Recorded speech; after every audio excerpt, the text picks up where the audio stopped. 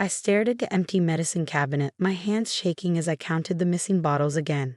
5 rounds of chemotherapy medication. Gone. Each bottle had cost over $3,000, even with insurance, and they were supposed to last through my next 3 months of treatment. Kate, I called out, trying to keep my voice steady. Have you seen my medication?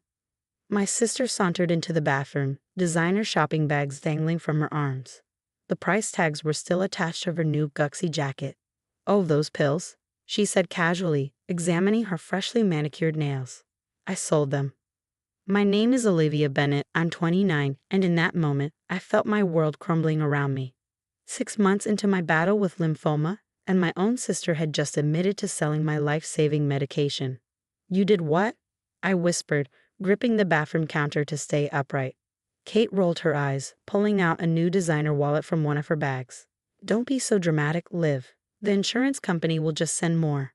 Besides, do you know how much those things sell for? I made enough to finally get the spring collection I wanted. I couldn't process what I was hearing. Kate, those medications keep me alive. They stop the cancer from spreading. I can't just get more. Insurance only covers a certain amount, and the next round isn't approved for 3 months. So skip a few doses, she shrugged, admiring herself in the mirror. You look fine to me. All this cancer stuff is probably exaggerated anyway. You still have your hair. Because of the specific type of chemotherapy they prescribed. I fought back tears. The one you just sold to God knows who. Our parents had died 2 years ago in a car accident, leaving Kate as my only family. When I was diagnosed with lymphoma, she'd insisted I move in with her so she could take care of me. Now I understood her eagerness. She'd seen an opportunity. Who did you sell them to? I demanded, pulling out my phone to call my oncologist. Kate's expression hardened. Does it matter? What's done is done. Stop being such a baby about everything. Ever since you got sick, it's all been about you. Kate, drive me to chemo. Kate, I need help with the medical bills. Kate, I'm too tired to work full-time. Do you know how exhausting it is? My hands trembled as I dialed Dr. Parker's number. Exhausting? You think having cancer is a vacation for me? The point is, Kate continued, pulling price tags off her new clothes, I deserve nice things too. Those pills were just sitting there, worth thousands of dollars, and my credit cards were maxed out. It's not like you can't get more. Dr. Parker's office answered on the 3rd ring. As I explained the situation, trying to keep my voice from breaking, I watched Kate arrange her shopping bags with more care than she'd ever shown my medication. Miss Bennett, Dr. Parker's nurse said urgently, you need to come in immediately. Stopping treatment suddenly could cause the cancer to accelerate rapidly. Dr. Parker wants to do an emergency scan. Kate was still talking, oblivious to my phone conversation. And anyway, you're always going on about how you want to help me. Well, selling those pills helped me get the things I needed. You should be happy for me. I hung up the phone, my whole body numb. I need you to drive me to Dr. Parker's office right now. Now? Kate whined, holding up a new dress. I haven't even tried everything on yet. Now, I said firmly, or I call the police and report you for stealing and selling prescription medications. That's a felony, Kate. Her face paled slightly. You wouldn't dare. I'm your sister. Try me. The drive to the oncologist's office was tense. Kate complained the entire way about how I was overreacting, how I always ruined her good days with my health drama. I sat in silence, watching the buildings pass by, wondering how my sister had become someone who valued designer clothes over my life. In Dr. Parker's waiting room, I could see Kate growing uncomfortable as other cancer patients came and went. Some were in wheelchairs, others wearing masks, all fighting their own battles. Her shopping bag sat at her feet, a grotesque testament to what my medication had bought her. Miss Bennett, Dr. Parker's nurse called, her face grave. We need to do the scan immediately. Dr. Parker is very concerned about the interruption in your treatment. As they led me to the scanning room, I heard Kate muttering, It's just a few pills. Everyone here is so dramatic. She had no idea what those scans would reveal, or how her shopping spree was about to cost far more than she bargained for. The scan room was cold, the machine humming ominously as it passed over my body. I could hear Dr. Parker and his team discussing something in low, urgent voices outside. Through the observation window, I glimpsed Kate, still clutching her shopping bags, looking increasingly uncomfortable as medical staff hurried past her. 45 minutes later, I sat in Dr. Parker's office, wrapped in a medical gown. Kate had been asked to join us, though she complained about the delay to her shopping day. Dr. Parker's face was grim as he pulled up my scan results. This, he pointed to the previous month's scan, was your lymphoma status after 5 months of consistent treatment. The cancer was responding well, shrinking in most areas. He pulled up today's scan, and this is now. Kate was checking her phone, barely glancing at the screen. So, they look the same to me. Ms. Bennett, Dr. Parker addressed Kate directly, his voice sharp. Please pay attention. This is quite literally a matter of life and death. He highlighted several areas on the new scan. These bright spots represent aggressive cancer growth. In just 3 days without medication, the tumors have increased by 40%. That got Kate's attention. She finally looked up, her perfectly made-up face showing the first signs of genuine concern. But that's impossible. It was just a few days. The medication you sold, Dr. Parker continued, his tone cold, was specifically designed to suppress rapid cell growth. Without it, the cancer cells multiply exponentially. Your sister's life expectancy has potentially been reduced by months, if not years.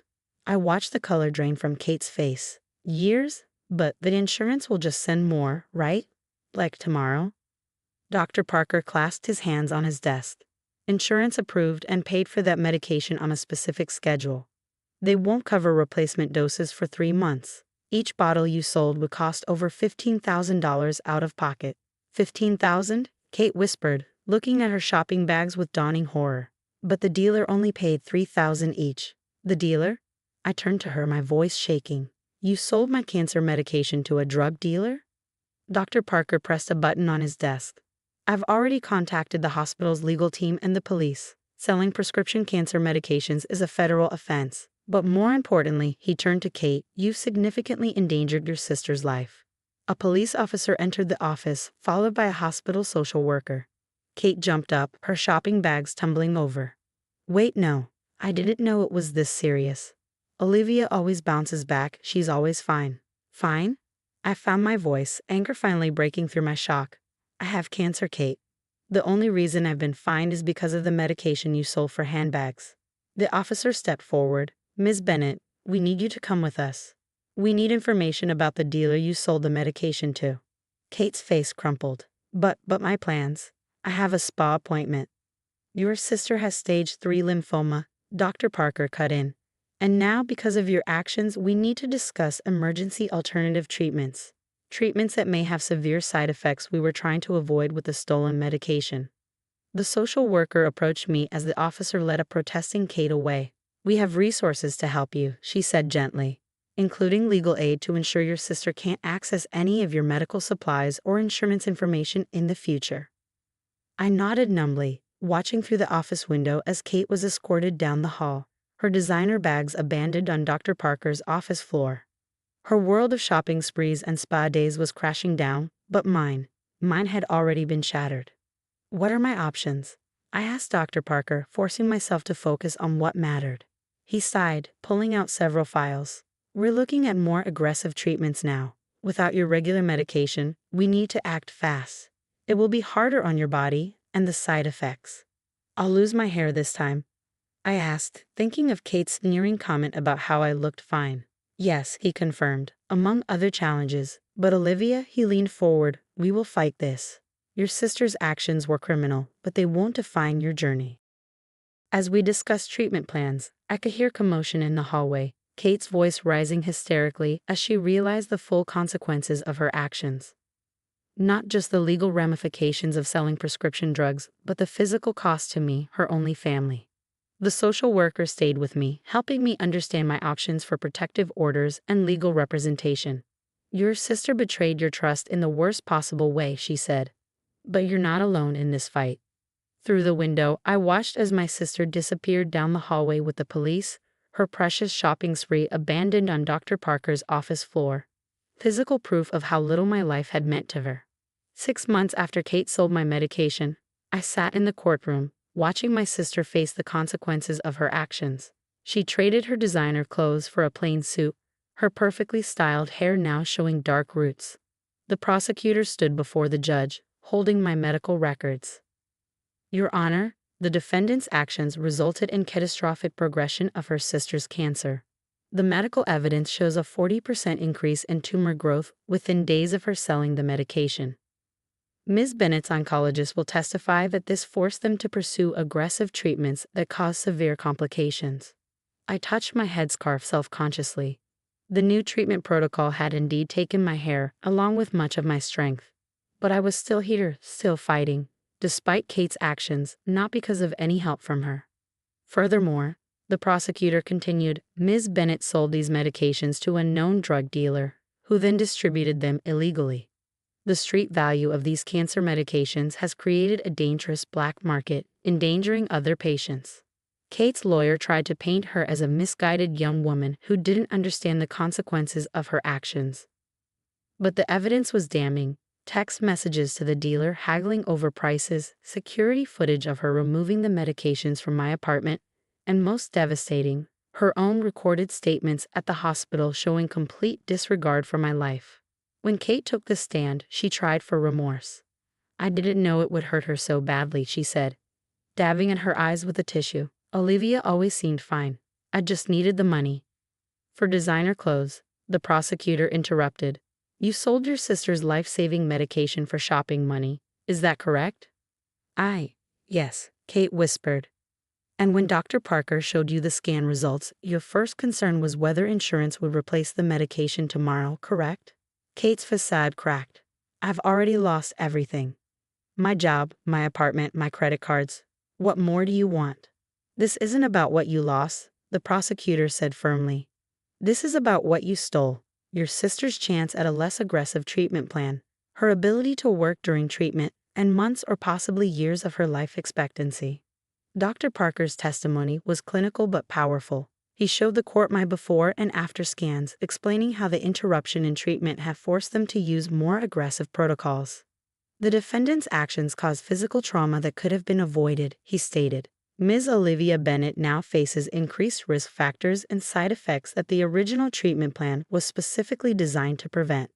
The social worker who had helped me that day also testified, describing Kate's behavior in the hospital. She was more concerned about missing a spa appointment than her sister's life. When shown the scan results, she worried about replacing the medication quickly to avoid getting caught, not about the damage already done. Finally, it was my turn to speak. I stood carefully, still weak from my latest round of treatment. Kate was my only family, I said, looking directly at my sister. When our parents died, we promised to take care of each other. When I got sick, she promised to help me through it. Instead, she saw my illness as an opportunity to profit. She took medication that was keeping me alive and traded it for shopping bags. Kate wouldn't meet my eyes as I continued. The new treatment protocol has been brutal. I can't work anymore. I can barely leave my bed some days. But worse than the physical pain is knowing that my own sister valued designer clothes more than my life. The judge's verdict was severe. 5 years in prison for theft and distribution of prescription medications, with additional time for endangering a vulnerable adult. Kate broke down as they led her away, but her tears seemed more for herself than for what she'd done to me. Outside the courthouse, Dr. Parker waited with my new treatment team. They've been incredibly supportive, helping me navigate both my health challenges and the legal proceedings. The good news, Dr. Parker said gently, is that despite this setback, you're responding to the new treatment. It's harder, but you're fighting. The social worker who had helped me that first day, now a close friend, squeezed my hand. And you're not alone. Family isn't just blood. It's the people who value your life, who help you fight. Looking at my support team, the doctors, nurses, social workers, and friends who rallied around me, I realized she was right. Kate had betrayed me for designer bags, but these people showed up every day to help me live. As we left the courthouse, I glimpsed the designer bags that had been entered as evidence, the price Kate had put on my life. They seemed shabby now, meaningless compared to the community of genuine care that had emerged from this nightmare. My next scan was scheduled for tomorrow. It would be hard, but I knew I had real support now, people who understood that some things, like life itself, were truly priceless. Hey there, I'm Matthew Hawkins, though most folks just call me Hawk. My buddies in the Army gave me that nickname. I'm fresh off my 3rd tour overseas, worn out but buzzing with excitement to finally surprise my family. The whole flight home, All I could think about was crashing in my old bed, maybe sharing a cold one with my dad on the creaky porch swing.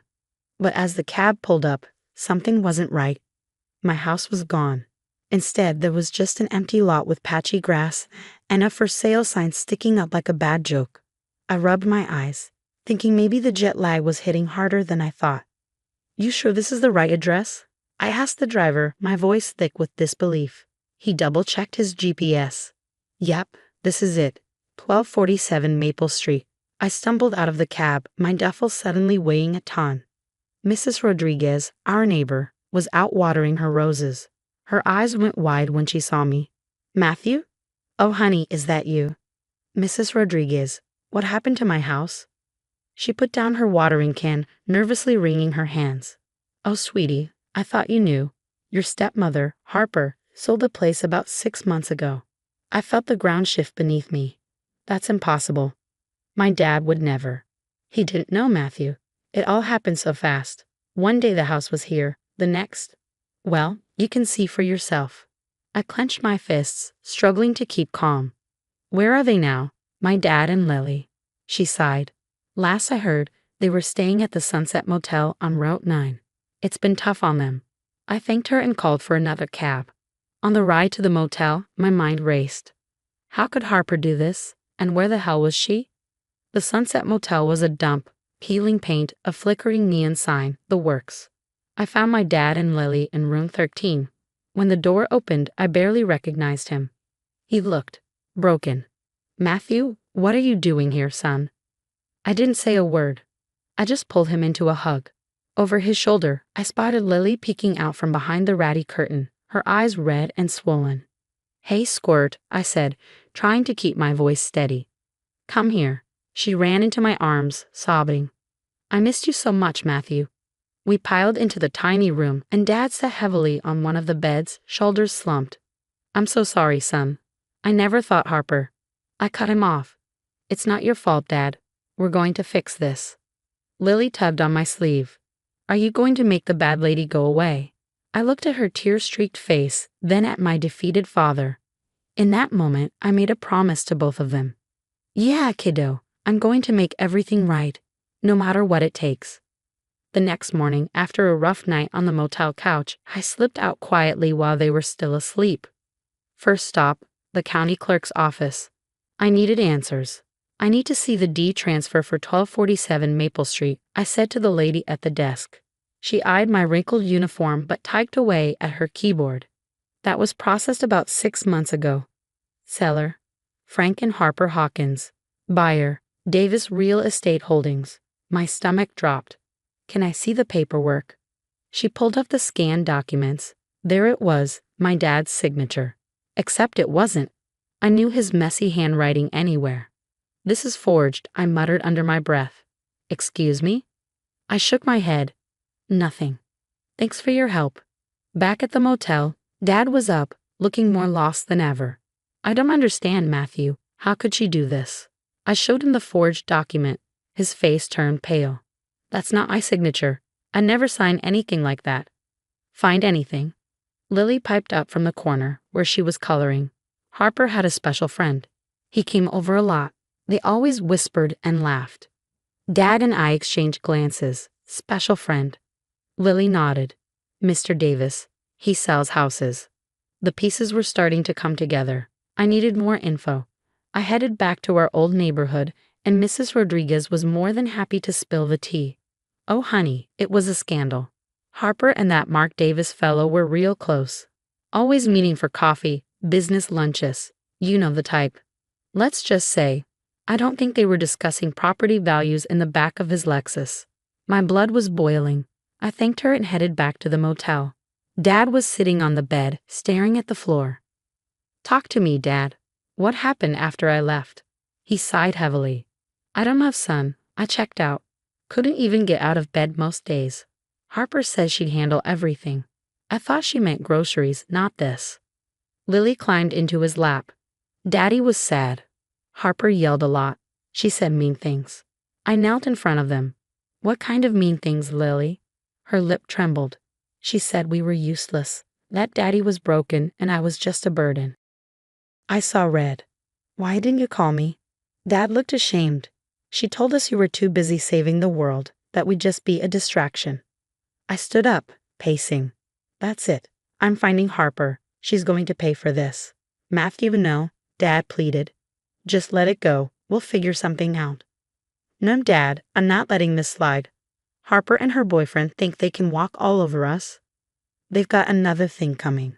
Lily looked up at me with hopeful eyes. Are you going to be our superhero, Matthew? I managed a small smile.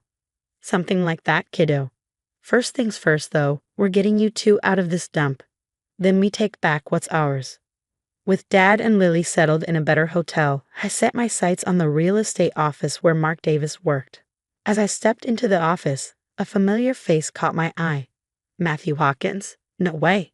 It was Lisa Chen, my high school crush, now looking even more stunning and apparently working here. We hugged, and for a moment, I felt that old spark between us. What brings you here, soldier boy? She asked, her tone playful but curious. I gave her the cliff notes of Harper and Mark's scam. As I talked, her eyes widened. Holy crap, Matthew, that's awful. I've been working here for a while, and I always had a feeling something was off with Mark's deals. Let me help you dig into this. Over the next few days, we combed through records together, and her insider knowledge turned out to be a gold mine. We started seeing a disturbing pattern. Elderly homeowners being tricked out of their properties. One file in particular stood out. Look at this, Lisa said, pointing to a document. The Johnsons, sweet old couple, sold their home way under market value to Davis Real Estate Holdings. I reached out to the Johnsons and arranged a meeting. Mrs. Johnson answered the door, looking frail and defeated. We thought it was a blessing, she explained, her voice shaking.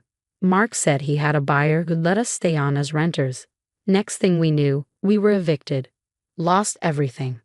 My fists clenched in anger. This wasn't just about my family anymore. These scumbags were preying on the vulnerable. I decided it was time to confront Harper. I tracked down her new address, a swanky downtown apartment. When she opened the door, that smug smile of hers made my blood boil. Well, the prodigal son returns, she sneered. Come to thank me for taking that dump off your hands. I pushed past her into the apartment, not in the mood for games. Cut the crap, Harper. I know what you and Mark did, like forging my dad's signature. Real classy. She actually laughed. Prove it, tough guy. Your daddy signed those papers. Not my fault he was too depressed to remember. I stepped closer, my voice low with fury. I'm going to make this right, and you're going to pay for what you did to my family. Her expression darkened, her smile turning into a thin, cold line. Is that a threat, soldier boy? Better watch yourself. Wouldn't want to ruin that precious military record of yours. I stormed out, seething with rage. As I hit the street, I literally ran into another familiar face, Ryan Miller, an old buddy from the army. Matthew? What the hell, man? Ryan was in a police uniform, and when I saw that, I told him the whole story. Matthew, this is serious. Look, I'm a detective now. Let me do some digging off the books. This sounds bigger than just real estate fraud. Ryan was right. Over the next week, he and Lisa uncovered an even darker web. Harper and Mark weren't just scamming old folks. They were involved in identity theft and money laundering, working for some dangerous people. Meanwhile, Dad's health was deteriorating under the stress, and Lily was having nightmares, struggling to adjust to her new school. One night, she broke down sobbing. I don't like it here. I want to go home. I held her close, fighting back my own tears. I know, sweetheart, I'm trying to fix it. But the legal wheels were turning far too slowly. Every day that passed was another day Harper and Mark were getting away with their crimes, and another day my family suffered.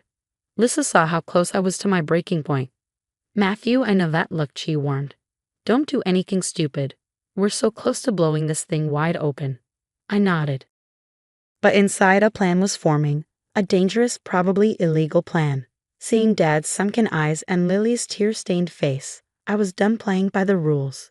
Sleep eluded me that night as my mind raced with ideas on how to take down Harper and Mark. The next morning, I called Ryan. I've got an idea, but I need your help. How do you feel about going undercover? Ryan was all in. We set up a meeting with Mark. with Ryan posing as a wealthy out-of-town investor looking to flip some properties. Lisa helped us craft a backstory that would appeal to their greed. The day of the sting, I sat in a van outside, listening in as Ryan strolled into Mark's office. "Mr. Davis, Ryan Edwards. Pleasure to meet you," I heard Ryan say, his voice smooth. "Welcome, Mr. Edwards," Mark replied, oozing fake charm. "I hear you're interested in some creative investment opportunities. Let's just say I've got cash to burn, and I'm not too concerned about where it came from, if you catch my drift." I heard Harper's voice, and my fists clenched involuntarily. "Well, you've come to the right place, Mr. Edwards," Harper said. "We have ways of cleaning up messy situations."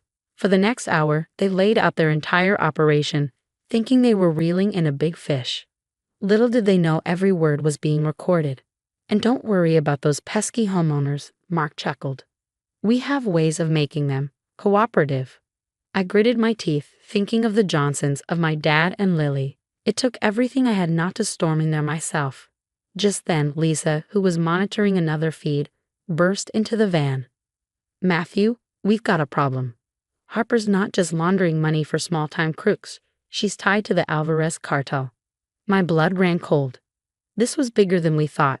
I radioed Ryan, signaling him to wrap it up. "Well, Mr. Davis, Mrs. Hawkins, this all sounds very interesting. I think we have a deal." That was the cue. I heard the door burst open, followed by shouts of FBI. "Nobody move." I rushed in just in time to see Harper and Mark being cuffed. The look of shock on Harper's face when she saw me was almost worth everything we'd been through almost. The next few weeks were a whirlwind. The FBI raid uncovered mountains of evidence. Harper and Mark were looking at decades behind bars. I used my VA benefits to secure a modest but comfortable house for Dad and Lily.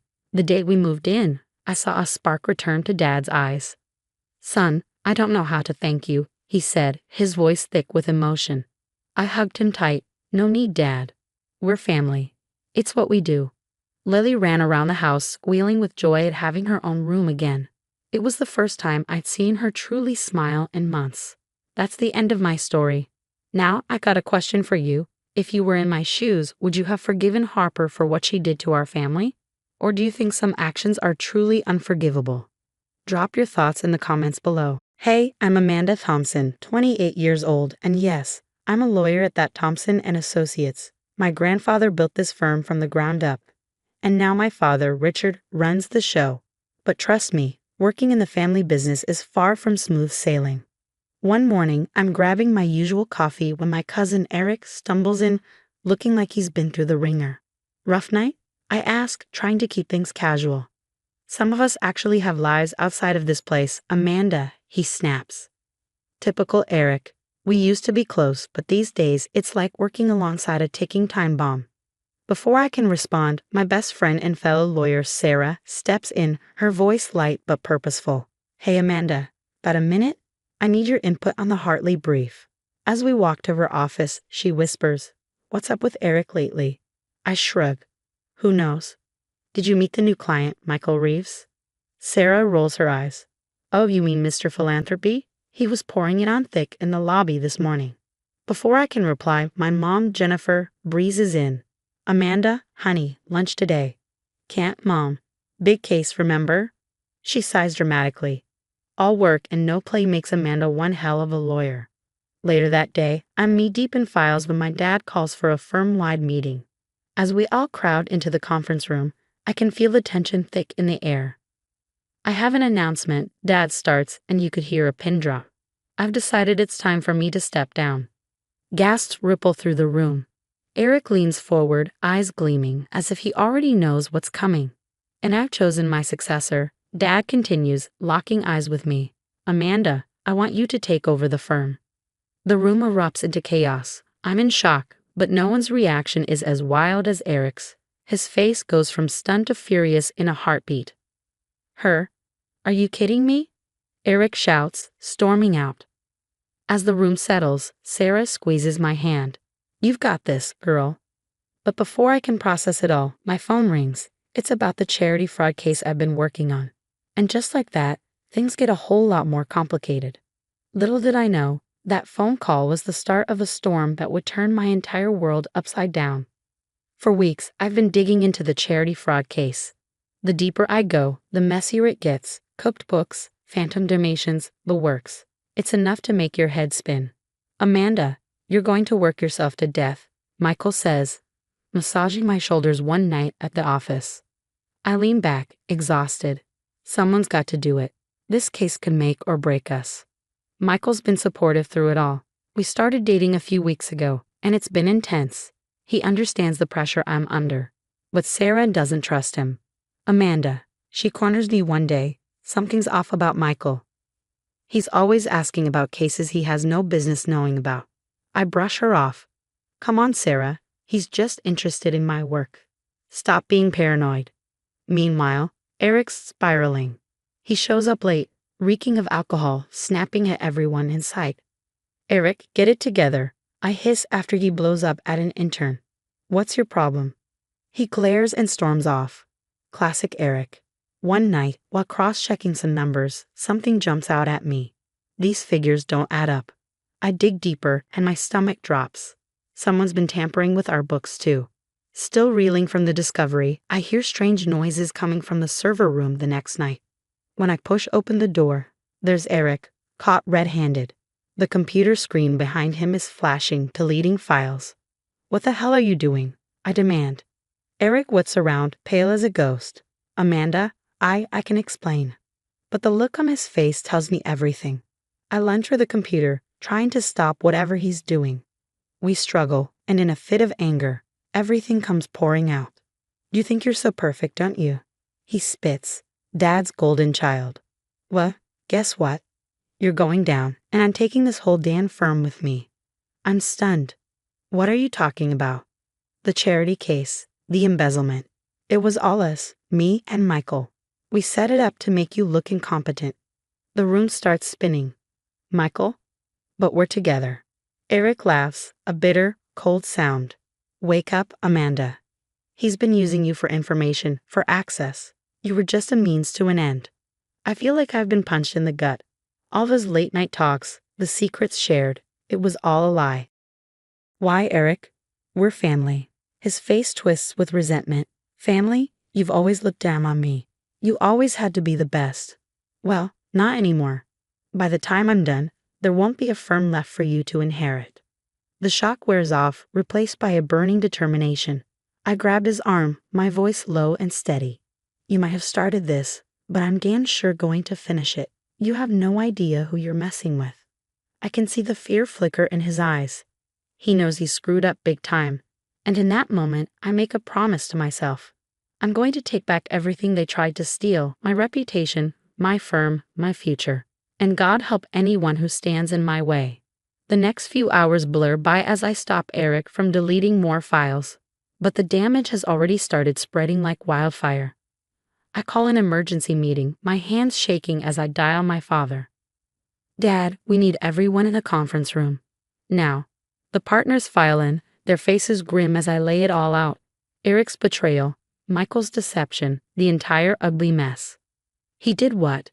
My father's face hardens with rage. Eric, you're fired. Get out of my sight. Eric slinks out, but I know this is far from over. The next few weeks are pure hell. The charity case implodes spectacularly, sending shockwaves through the firm. Clients are jumping ship left and right. I'm sorry, Amanda, one longtime client says, not even meeting my eyes. We just can't risk our reputation by association. The whispers in the hallways are driving me crazy. How could she not have known? Maybe she's not ready to take over after all. The doubts swirl around me, suffocating. I'm drowning, but then Sarah throws me a lifeline. We're not giving up, she says, fierce and determined. Let's dig deeper. We pull all-nighters fueled by coffee and sheer grit, and what we uncover makes my blood run cold. Look at this, Sarah says, pointing to her screen. They were planning to start a rival firm using our client list. I feel sick to my stomach. How deep does this go? Turns out, way deeper than we ever imagined. As we start connecting the dots, a disturbing pattern emerges. It's not just Eric and Michael. Some of our biggest clients are involved in a web of corruption that makes my head spin. Oh my God, I whisper, staring at the evidence in disbelief. If this gets out, it could take down half the business community. Sarah's eyes are wide. What are we going to do? I stand up, pacing the room, my mind racing. This is bigger than me, bigger than our firm. But maybe that's the answer. We need to think bigger, I say slowly. We can't just save the firm. We need to blow this whole thing wide open. Sarah raises an eyebrow. That's crazy. You know how powerful these people are, right? I nod, a plan already forming in my mind. Exactly, which is why we need to be smart about this. We can't just accuse them, we need ironclad proof. And how exactly are we going to get that? She asks. A slow smile spreads across my face. It's risky, it's dangerous, but it just might work. We're going to set a trap, and they're going to walk right into it. Sarah looks at me like I've lost my mind, but I see the spark of excitement in her eyes. Okay, she says, cracking her knuckles. I'm listening. What's the plan? As I start outlining my idea, a surge of adrenaline courses through me. This could blow up in our faces, we could lose everything. But for the first time in weeks, I feel hope. We're not just playing defense anymore. We're taking the fight to them. You ready for this? I asked Sarah. She grins. Born ready. Let's take these bastards down. The night of the sting operation, my heart pounds so hard I'm sure everyone can hear it. Sarah squeezes my hand. You good? I nod, trying to steady my voice. Let's do this. We've set the trap carefully. A fake high-profile case, whispers of insider information. Sure enough, Eric and Michael take the bait. Got him, Sarah whispers as we watch them sneak into the office after hours. Everything happens fast after that. The police swoop in and suddenly Eric and Michael are in handcuffs, looking shell-shocked. You set us up. Eric snarls at me, his face twisted in fury. I meet his glare, unflinching. You did this to yourself. The next few weeks are a whirlwind. I present our findings to the Bar Association, my voice steady as I lay out the evidence. It's the hardest thing I've ever done, but I refuse to let my emotions show. In light of these revelations, we are initiating disbarment proceedings against Eric Thompson, the head of the association announces, and the legal community is left reeling. Yeah, our firm takes another hit, but something's changing. I start getting calls from other lawyers, clients. What you did took guts, Thompson, one old-school attorney tells me. This city needed a wake-up call. Dad steps up, postponing his retirement. We'll rebuild together, he says, and for once, I'm glad to have him by my side. We overhaul everything, new security measures, stricter ethical guidelines. It's grueling work, but slowly, surely, we start to see results. Months pass, and the tides slowly turn. Old clients begin to trickle back, and new ones sign on. We want a firm we can trust, they tell me. You've shown what you're made of. I promote Sarah to junior partner, and the look on her face when I tell her makes all the struggles worth it. She grins, eyes wide with disbelief, and I can see the pride she feels. This victory is as much hers as it is mine. Then, one day, Eric shows up at the office. He looks terrible, unshaven, with bloodshot eyes. He's a shadow of the man he once was. Amanda, please, he begs, his voice raw with desperation. I'm sorry. I've learned my lesson. Can't we start over? For a moment, I see the cousin I used to know, the one I share family barbecues and late-night conversations with. But then I remember everything, every betrayal, every lie, and all the damage he caused. No, Eric, I say quietly with a calm finality. We can't. You made your choices. Now, live with them. As he walks away, a strange weight lifts off my shoulders. It's really over. The day I'm officially named managing partner, it still feels surreal. Standing at the podium, looking out at the faces of colleagues, clients, and friends, the realization hits me. We did it. We really did it. Later, in a meeting with our new team, I look around the table. Sarah is at my right hand, and the room is filled with bright, eager faces.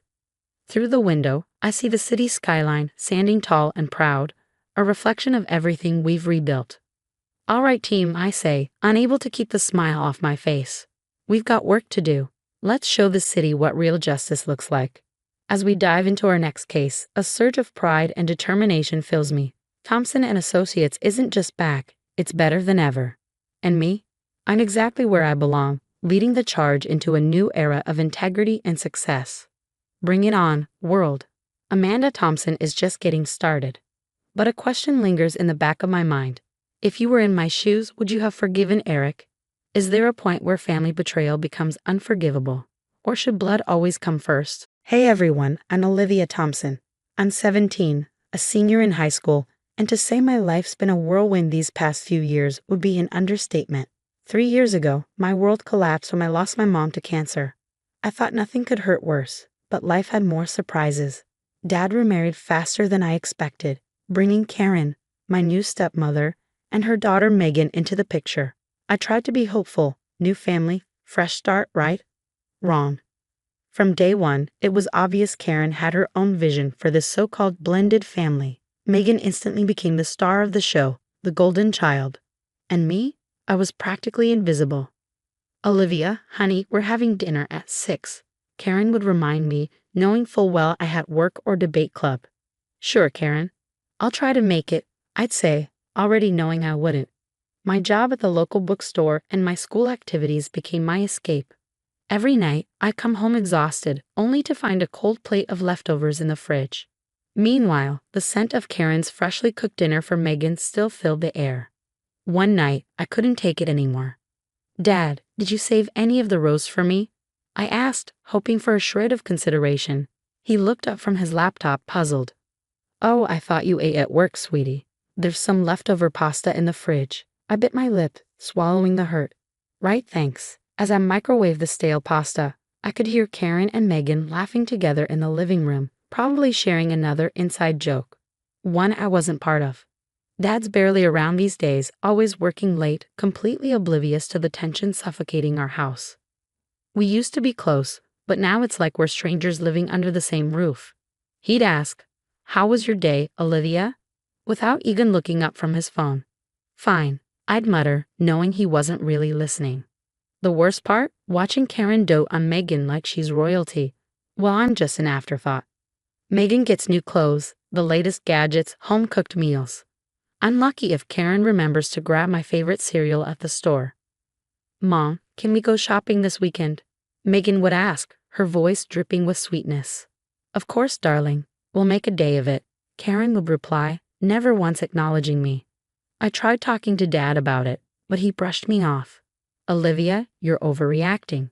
Karen's trying her best. Give her a chance. A chance? It's been 3 years of cold leftovers and colder shoulders. How many more chances does she need?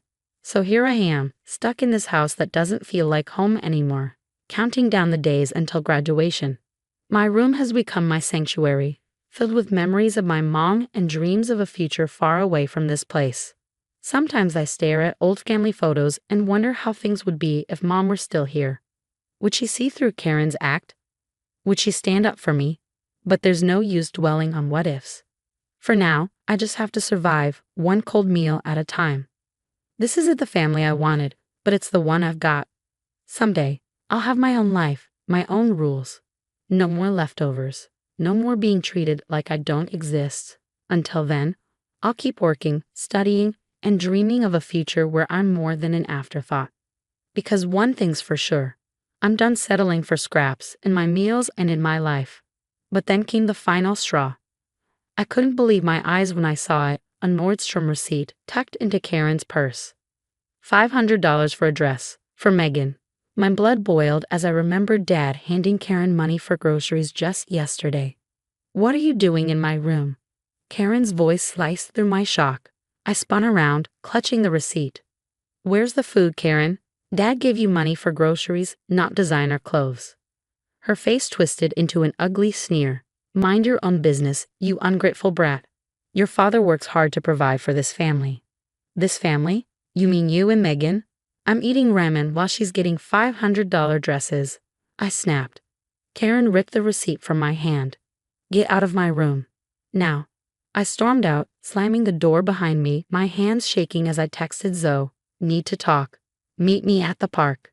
An hour later, I sat on our usual park bench, spilling everything to Zoe. "Girl, you need to tell your dad," she said, her eyes wide. I sighed. He won't believe me. He never does. Just then, my phone buzzed. A text from Dad. "Where are you?" "Family dinner tonight." I groaned. Great. Another performance of the Karen and Megan show. Zoe squeezed my hand. Go, but document everything. We'll figure this out. When I got home, the rich aroma of pot roast filled the air, making my stomach growl. A painful reminder of the meager lunch I'd had earlier. As I stepped into the dining room, Karen's voice cut through the moment. Nice of you to join us, she said, dripping with sarcasm. I clenched my jaw and took a seat. Dad was already at the table, absorbed in his phone, like always. How was everyone's day? He asked, without looking up. Megan immediately launched into a detailed account of her day, twirling her fork in the perfectly portioned meal on her plate. I glanced down at my own plate, noticeably smaller. Oh, Daddy, Megan chimed in, her voice set Karen sweet. I got an A on my math test today. That's my girl. Dad beamed, finally lifting his head to acknowledge her. We should celebrate. How about that new phone you've been wanting? I couldn't hold back any longer. Are you kidding me? I snapped. She gets a new phone for an A, while I'm valedictorian, and I can't even get new sneakers. The table fell into a stunned silence. Dad's face darkened. Olivia, that's enough. You're being dramatic. Dramatic? I spat back, my voice rising. Open your eyes, Dad. Karen's using your money to spoil Megan while I'm treated like Cinderella. Karen gasped theatrically. How dare you? After everything we've done for you. Done for me? What have you done except make me feel like an outsider in my own home? Dad's hand slammed down on the table, rattling the dishes. That's enough, Olivia. Apologize to Karen now. I stood my chair scraping loudly against the floor. Apologize? For telling the truth.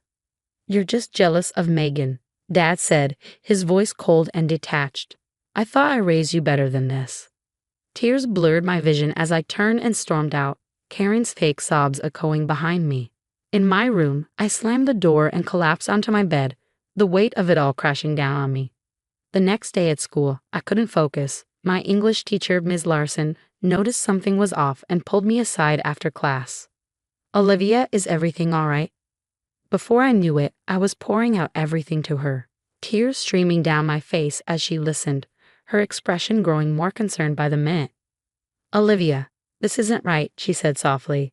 Have you thought about talking to a school counselor? I shook my head. They'll just call my dad. He won't believe me. Ms. Larson sighed.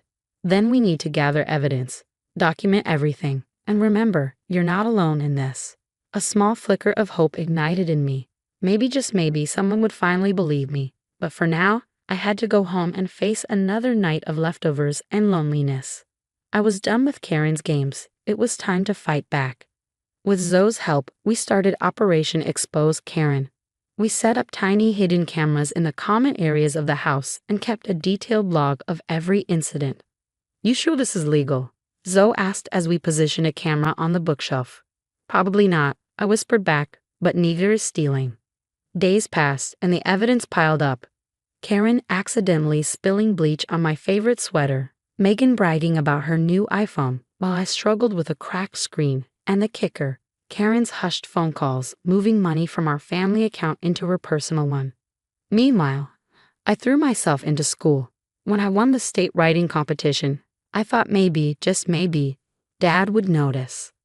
Congrats, sweetie, he said, barely glancing up from his laptop. But someone else did notice. Sarah Chen, a local journalist, reached out to me after reading one of my essays. Your story about family dynamics was powerful, she said over coffee. Have you thought about pursuing journalism? For the first time in months, I felt truly seen. I'm applying to colleges now, I told her. Journalism is definitely on the list. Her eyes lit up. Keep in touch. I might have an internship opportunity for you. At home, though, things were only getting worse. One night, I overheard Karen and Megan in the kitchen. Mom, why do we even keep her around? Megan whined. Karen's laugh was cold. Don't worry, sweetie. Once she turns 18, we'll make sure she's out of our hair for good. My blood ran cold. I had to get out of there. The next day, I was in my room, filling out college applications, when I heard a crash from the hallway. Rushing out, I found Karen standing over the shattered remains of my mom's photo album. Oops, she said, smirking. Accidents happen. Something inside me snapped.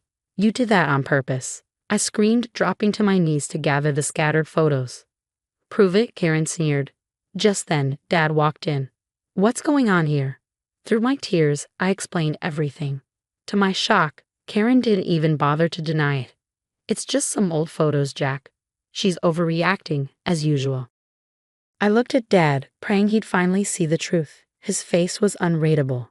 Karen, we need to talk, he said quietly. Olivia, go to your room. I went, but not before grabbing my hidden camera from the bookshelf.